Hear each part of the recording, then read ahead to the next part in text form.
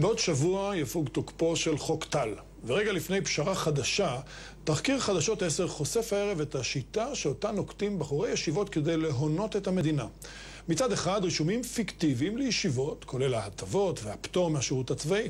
מצד שני, עובדים בשחור, מחוץ לישיבה. דוב גילהר, ערב טוב. כן, ערב טוב גיא, אנחנו עובדים תקופה ארוכה על התחקיר הזה, מחפשים דרך לפצח, להוכיח את מה שרבים טוענים זה הרבה זמן, שהמדינה בסיוע המפלגות החרדיות ובחסות חוק טל יצרו מנגנון שמזמין בעצם תלמידי ישיבות, לא את כולם, לתחמן, להונות, לעבוד על המדינה, על הרשויות, ואני חושב שהערב אנחנו מצליחים במשהו להאיר אור על המנגנון הזה. הנה הסיפור. הפגנת החרדים בירושלים נגד גזירת הגיוס בחודש שעבר נתנה עוד הזדמנות לדמיין. דמיינו אילו כל הקהל הקדוש והרב הזה היה שותף בנטל, היה סוחב את האלונקה, מגרז את הטנקים, מסתער על הגבעות. אולי אפילו נכנס בגיל 20 לחופה, לא זו שההורים סידרו לו אלא של חיל האוויר. אך אילו רק היה פה שוויון בנטל. אבל החרדים לא רוצים, הם עסוקים בלימוד תורה. אין להם זמן לשום דבר אחר, הם אומרים נהרגים באוהלה של תורה. בדיוק את העניין הזה רצינו לבדוק, האם בחורי הישיבה כל כך מחויבים ללימוד התורה עד שאין להם זמן למשימות ביטחון שוטף או אפילו למטלות אזרחיות חשובות של שירות לאומי. תלינו מודעות בבני ברק, חברת אוהל אברהם מחפשת אנשי שיווק ומחירות למגזר החרדי. ואז פתחנו משרדים. אז זה בסדר, תעמוד שם. הזמנו מתקין שירשת את המשרד החדש שלנו במצלמות נסתרות. מצלמה זהירה אחת בקופסה מאחוריי, מצלמה בכניסה שמותקנת בתוך המשקוף, ויש לנו מצלמה זהירה פה בתיק שתוכל לתת לנו את הפנים של הבן אדם בזמן הרעיון. וגם בחרנו לנו מנכ"ל החברה, חרדל"ש, חרד לשעבר, שיסביר למועמדים לעבודה מה נדרש מהם במסגרת המשרה, וגם יבהיר להם שאצלנו באוהל אברהם אין מתחת לשולחן, הכל פורמלי ומסודר. אנחנו רוצים עבודה פורמלית, עם תלוש שכר. רק אם המועמד פתאום מתחיל להתפתל, זה לא מתאים לו, הוא לא יכול לקבל באופן פורמלי, אז אתה שואל, מה העניינים?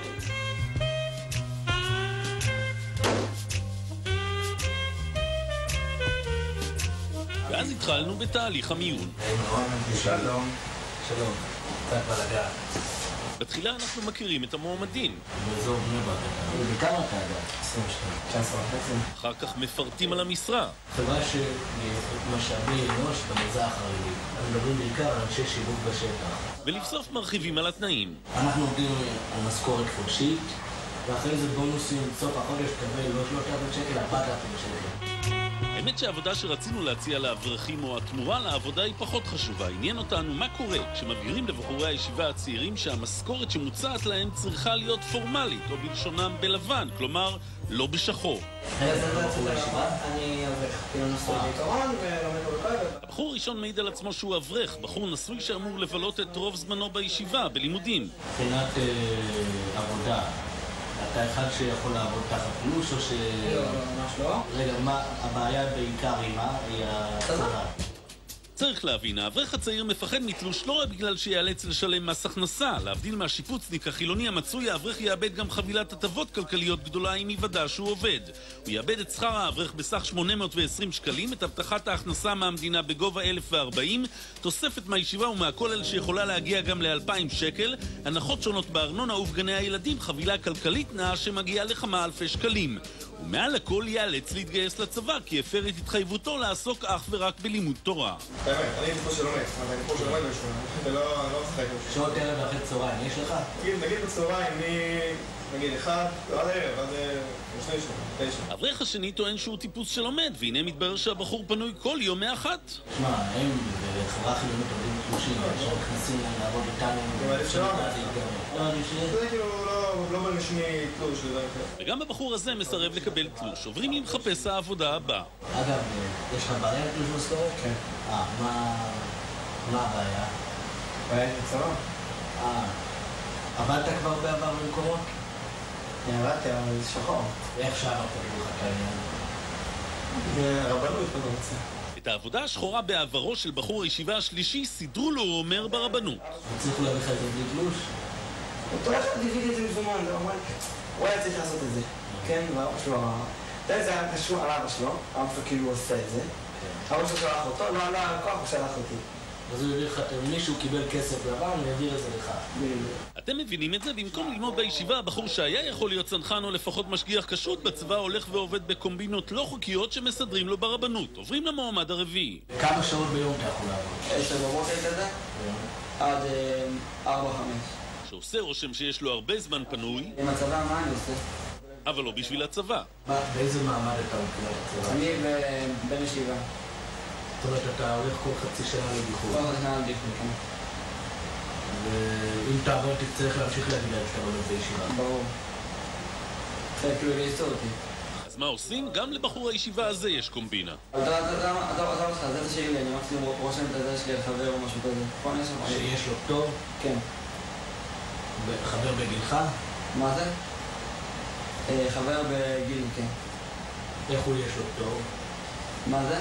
איך הוא יש לו פטור? לא יודע, אני יודע שכאילו שפעם שהחבר שלי עבד גם באיזה מקום, אז הוא רשם לשמור את הדברים. הבחור שקיבל דחיית שירות מעביר את המשכורת על שם חבר שזכה לפטור מוחלט מהצבא, וביחד גם חומקים משירות, גם עובדים בשחור, וגם שומרים על ההטבות לבחורי הישיבות. הבחור הבא מפתיע אותנו, בכלל לא מפחד מתלוש משכורת. רגע, אתה רשום באיזושהי ישיבה? כן. מה אתה מעדיף? מעדיף את המשלם. לא משנה. ואיך תסתדר, כאילו, אתה מסודר מבחינת הקצרה? כן, אמרתי, אני רשום בישיבה. רשום בישיבה והם יראו תלוש ולא יהיה בעיה? לא, כבר היה לי תלושים. תחת תלושים? אחי גם, שנים כבר עובד בישיבה, כבר עובד בלבן. אתם מבינים את זה? הוא ואחיו רשומים בישיבה, יכולים לעבוד מבוקר עד לילה ואין לו בעיה לעבוד בתלוש, כי המדינה לא בודקת. איזה שעות אתה יכול לעבוד? מ-6 בבוקר עד 12 בלילה. אז זה אומר שאם אתה עובר תלוש לבן ומחר הצבא כאילו קורא לך, זה לא אחריות שלנו. כן. מה אתה עושה במקרה כזה? תלך, תתגייס? לא יודע, אני אראה. סמוך. מה, אני מצטער, המזגן פה עושה בעיות. הגענו למועמד האחרון. שימו לב לבחור הזה שסוף סוף מעיד על השיטה כולה. עבדת עד היום? עבדתי, אבל קיבלתי בשחור, כאילו, לא בתלוש. כמו כל מי שפגשנו, גם הבחור הזה עובד רק בשחור, אבל הוא הראשון שמודה שהלימוד בישיבה הוא רק עניין פיקטיבי. בחור ישיבה, נכון? לא, כבר לא. איך? כבר לא. מה זאת אומרת? לא לומד בישיבה. זאת אומרת, אתה יכול לעבוד יום שלם? כן. זאת אומרת, אתה נרשם סתם בישיבה, סתם רשום שם ואתה עובד אצלנו. כן, אני גם עובד עכשיו בעיצוב אירועים. אגב, מה האינטרס של ישיבה לחתום אותך כשנגיד שבראש פעם? בלי כסף. מקבלים עליך כסף? משהו בסביבות 700 שקל לכל בחור מקבלים שהיה שם. ממשרד הדתות, משהו כזה. עד היום רק שמענו על השיטה רישום פיקטיבי של בחורי ישיבות כדי להגדיל את ההקצבה מהמדינה. היום אנחנו מקבלים עדות ממקור ראשון, גם עבודה בשחור, גם משכורת של אברך, גם ניפוח תקציב הישיבה, ומעל הכל התחמקות משירות. אבל אם הצבא יום אחד יחליט שהוא בודק, אנחנו אין לנו אחריות לזה. לא בא לצאת לדברים כאלה. אני מכיר, גם לא נראה לי שהם יבדקו, זה לא... לא חושבים על דברים כאלה. לא? תראה, ברגע שיש לך בעיות בישיבה, אתה לא רשום ועברת מישיבה לישיבה, אז הם מעלים פרטים במחשב לראות, הם מצליבים מידע. אבל בחור שרשום בישיבה שנה, שנתיים, אין סיבה שהם פתאום יעלו את הפרטים שלו כדי לבדוק מה קורה איתם. אתם מבינים? הם אפילו לא יבדקו המדינה, פריירים שכמותם. 10 מועמדים לעבודה באו לעסק שהקמנו, אוהל אברהם, 9 מתוכם מלכי הקומבינה. גם יונקים מהקופה הציבורית, גם עובדים עליה מהצד, שמים פס על הצבא והמדינה. הכל פרוץ, הכל הפקר, שוויון בנטל רציתם? אולי נתחיל באכיפת החוק.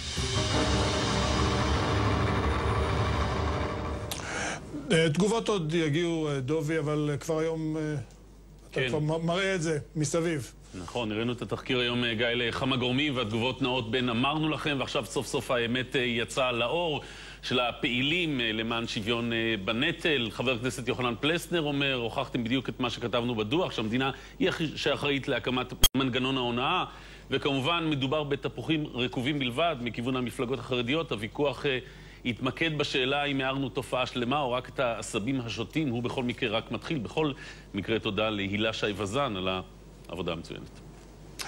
תודה דובי. בינתיים, מה אומרים החרדים מול הטענות? שואלות כבר תקופה ארוכה, אבישי בן חיים, יש דרך כלשהי להצדיק, או לפחות לתרץ את מה שראינו? תראה, הכתבה הזאת, התחקיר הזה ממש נוגע בבסיס האבסורד של הטיפול הישראלי בסוגיית גיוס בחורי ישיבות. בחור ישיבה בעצם מחויב להיות בישיבה, הוא מחויב, הוא רוצה לצאת לעבוד, הוא לא יכול לצאת לעבוד, ואם הוא רוצה לשלם מס הכנסה, הוא לא יכול לשלם מס הכנסה, כיוון שהדבר יגרור את הגיוס שלו. בנוסף לזה, ההטבות שדיברנו עליהן הופכות את הגיוס ללא משתלם, ולכן כדאי לבחור ישיבה, נגיד אם הוא היה עובד ומרוויח עוד 2,000 שקל, שווה לו בכל זאת להישאר בתור אברך, ולא לשלם את המחיר החברתי הקשור בזה, בתופעה הזאת של לצאת מתוך הישיבה החוצה. אבל יש פה עוד דבר, יש פה קריסה של הקונספציה. התחקיר הזה ממש מראה לנו את הקריסה של הקונספציה שמדברת על גיוס חרדים בתהליך. אנחנו רואים פה את הבסיס, את הטענה החרדית הגדולה, שהחרדים שלא לומדים רוצים שהם יגויסו, שהיא קורסת פה, אנחנו רואים את הדבר האמיתי. למרות הדיבור של החרדים בדרך כלל, מה שקורה בפועל זה שהחברה החרדית עובדת קשה מאוד כדי להשאיר את החרדים, גם אלה שלא לומדים בתוך הציבור החרדי. זה אומר שכל הניסיונות עכשיו של התהליך הזה המרוכך של גיוס חרדים נועדו לכישלון. תודה, אבישי. תודה. אולי יקרה משהו ב-1 באוגוסט, אביב דרוקר. ממש לא. זאת אומרת, שר הביטחון ברק, שגם מנופף בדגל הזה של גיוס לכל, אפילו הגיש הצעת חוק בנושא, מתכוון להוציא הוראת שעה שבעצם תמשיך את המצב הקיים מספר חודשים. למעשה כל המערכת הממשלתית מנסה להתגייס לעתירות שיוגשו, בוודאי יוגשו לבג"ץ ויאמרו, כבר מזמן אתם שופטי בג"ץ אמרתם שאין סמכות לשר הביטחון לתת לבד דיחוי לכל כך הרבה בני ישיבות במדינת ישראל, ולכן תהיה איזושהי הוראת שעה שתגיד שאנחנו בינתיים מתחילים עבודת מטה, אנחנו מתגברים את מסלולי הגיוס, אפילו יגיד ברק, אנחנו מנסים להגיע לחטיבה חרדית ראשונה, אבל התחקיר באמת הראה את ישראבלוף שיש בכל הדבר הזה, ומעל הכל, גיא, כמה המדינה משתפת פעולה עם הדבר הזה. אבל אני שואל אותך, מתוך כל הדיבורים על פשרות ועל ניסיונות להגיע להבנה, היה משהו שהיה משנה את זה? לגמרי, זה מה שאני מנסה להגיד. זרוק את מתווה פלסנר לפח, שרוף את מתווה יעלון, תעשה דבר אחד קטן, שינית הכל. תאכוף את החוק כמו שהוא קיים היום. תדאג לכך, וזה מאוד קל, אני יכול להסביר לך 4 דרכים שהמדינה יודעת לעשות, והיא בכוונה לא עושה. אפילו כשהיא כבר פוסלת ישיבה, היא לא פוסלת את האנשים מלקבל את הפטור הזה של משרד הביטחון. אם היו עושים את הדברים הקלים האלה, היה ניתן למנוע את הדבר הזה. אבל ממשלת נתניהו, עד לסערה הציבורית הגדולה, אמרה, עזבו אותנו מצבא, רק בואו נעודד אותם לצאת לעבודה. בא בית המשפט העליון ואמר, לא, זה לא מספיק שיצאו לעבודה, צריך להיות גם שוויון בנטל, ומאז אף אחד לא יודע איך לפרק את הפצצה הזאת. כן, וכך יצא שאנחנו מעודדים אותם לצאת לעבודה בשחור. תודה רבה, רביב.